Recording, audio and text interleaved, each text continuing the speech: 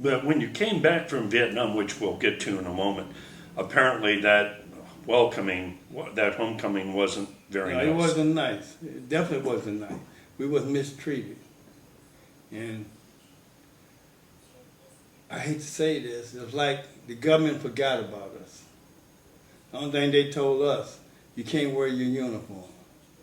How would you feel being a man in the United States service, protecting our country, and then you come home, you can't wear your uniform like the other soldiers who came back, World War I, Korea War, Iraq War, and all, and the Gulf War. They was appreciated. We wasn't.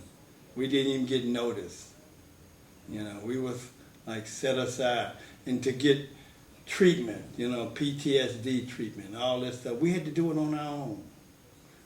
They didn't even know nothing about PTSD. When we did something, we went to jail because we didn't have the medical help or the things we needed to survive with our family. Our family suffered a lot when we came back. Vietnam soldier family, our wives, our mothers and fathers, sisters and brothers, they went through a lot with us. We couldn't, if we get angry, we had to get away from the family because we would hurt them. Anyway, there wasn't any, when you started having feelings that were a result of combat, the kind of sensitivity and medical treatment that could have afforded you some help wasn't there. Wasn't there. Now, let's go back for a moment, though. You eventually ended up in Germany. Yeah, in Germany, I got a chance to see a little more different, but I was in a maintenance unit.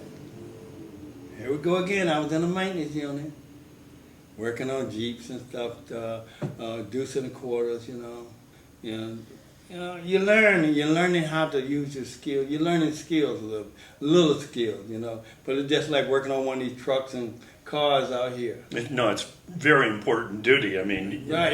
Oh yes, you had to make sure these vehicles were running perfect because the vehicle was used. Our vehicle's used every day. They come in and get maintenance every day. It's not like, okay, you work on this vehicle, no problem. We don't worry about that vehicle. No, every day each one of these vehicles get worked on. Get oil change, brakes, whatever they need, whatever we find wrong, we had to fix it. So that vehicle could be rolling 24/7. And people don't realize, they think, military soldiers all ignorant and dumb. We're killers. But we was taught to be killers. We were trained to seek and destroy and basic and AIT. Foot soldiers, 11 Bravo soldiers are trained to be seek and destroy. And even the Marine, when you see a Marine, he's strictly, they're taught hard. And like I said, the DIs, what we call them, y'all call them drill sergeants and all that, but we call them DIs. We respected them guys. Because without them guys teaching us what we need to know to go out there in combat, we wouldn't make it. Where did you, after this extensive training in maintenance and work in Germany, where'd you go from there? From Germany, the whole unit went to Vietnam. Okay. They called us up, said, okay, pack your gear. We're going. We're leaving. We're going to Vietnam. Now, did you know that all along when you were working in Germany? No, we don't know. We never know when we're going.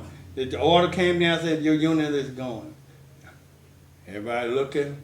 Everybody wondering, wow, we're going to Vietnam. You panic. Because we know what Vietnam was like from our other soldiers. We hear, like I said, some soldiers come from Vietnam, end up in Germany, end up going back. They come to the unit, they tell us about things. And then you got to go there. And you think and you don't know exactly what you're going into.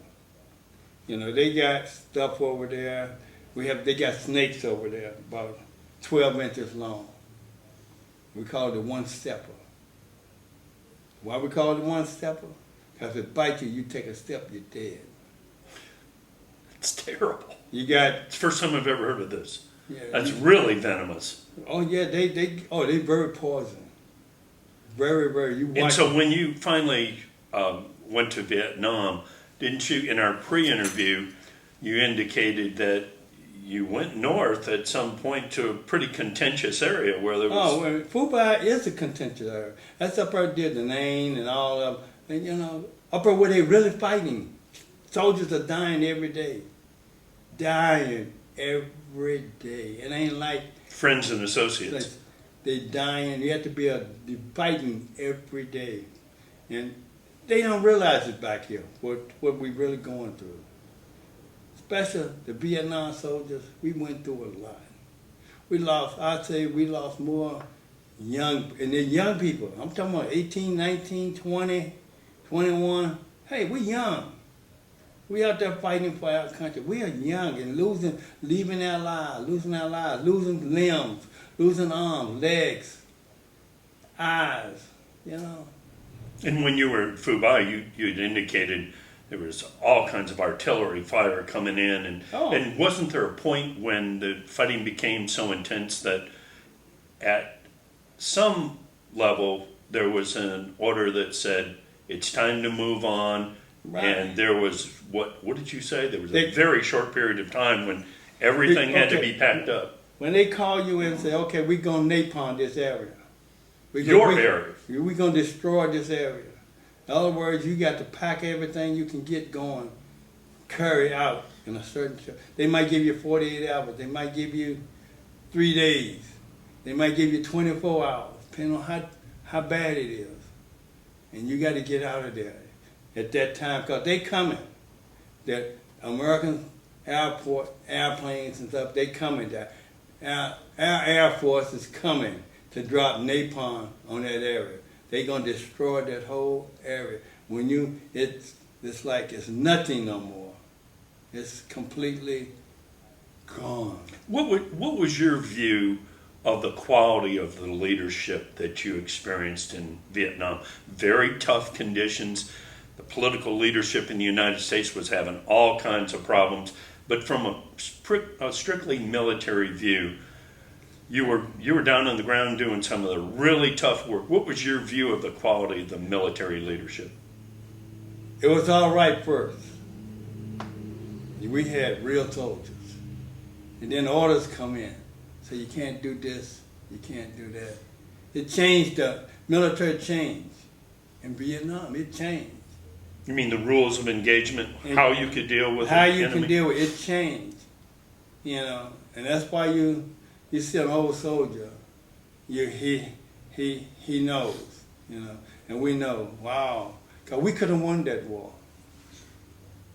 I have a feeling General Patton and General Montgomery in World War II wouldn't have been too happy about these rules They wouldn't of have, engagement. they rules engagement today, because they was trained. I look at the World War II, World War I, Korean War. Hey, them guys, they wanted to do their job, seek and destroy, to get it correct. It didn't have no more problems. We had that. They had that. But we didn't. We started out that in Vietnam, but then it changed.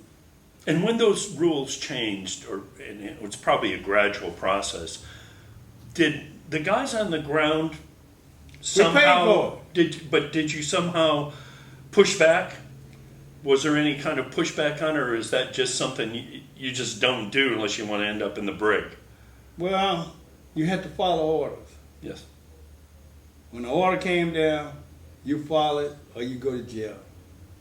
Or you go to stockade, that's what they call it. But here, it's like jail, but it's the stockade. It's just like being in jail. You know, you got all kinds of soldiers then, because you got guys messed up. Was that tough to handle? Oh yes, it was tough. You know, you feel for that soldier, because you counted on that soldier. He was your buddy. He was your friend. He was everything. We was like brothers, and ain't no buddy friend. We was like brothers, true brothers. It wasn't no, hey, this and that. You were brothers. Wasn't no racist. Couldn't be no racist thing. One of the things that may be difficult for the average American to understand is when you're talking about experiences in Vietnam, it's not an 8-hour situation. It's a 24/7, 365, shells going off, all kinds of bursting ammunition, machine gun fire, snipers, RPGs, everything you can imagine. Probably some of the people that were your closest friends just find that incredible to deal with. You know, it's a long way from Covington, Virginia. Oh, it's a long way from United States, period. Right. Not only Covington, I mean guys from New York and anywhere in the United States. When we get there, it's no longer the same. Okay, you got people working on the endpoint. They got the Vietnamese. They take care of, supposed to be taking care of, cleaning our barracks. Okay, you know, they don't cook, but they clean our barracks, clean out, you know, supposed to be cleaning up and everything. And that night you might be fighting the same guy. You know, you don't know. You got kids that will walk up to you in a club, blow the whole club up. You know, you had to be prepared at all times. You know, it wasn't like, you had to be prepared at all times. How long did you spend in Vietnam? Well, I spent a year, but I feel for those guys. You know, I was gonna, like I said, I was gonna stay because at that time, once you get into the Vietnam and get into the kind of fighting and killing, it's not like some people don't even want to come home. They prefer being or fighting or die because they know they wouldn't be able to adapt coming home. Because it's a whole different, because when you came home, it was different. You know, even on base, it was different. Was it different when you finally did come home? Was that near the end of 1970? Yes, it was up in the 70s, right? And when you came home, was there a period of time when it was extremely difficult for you to just readapt? It was. You know, because you got these second lieutenants coming out there, getting out balls and stuff, once you salute them. Because in Vietnam, in combat, you don't salute no officer. That makes him a target. It makes it a target right off the bat. They gonna kill. A sniper would take him out because you don't know where the sniper is. He would take him out. If you salute an officer, if you walk and salute anybody, that person was dead. See? And people don't realize that. We had different rules. It wasn't like being in the United States, going to the PX and going to the service clubs and stuff. You're walking up and down the compound. Ain't nothing to worry about in the United States. But over there, we didn't have this. We go in town, we go in bunches. You know. Hopefully that added a little bit of safety. Oh yeah, we look out for each other. When they saw a red alert, get back to the compound.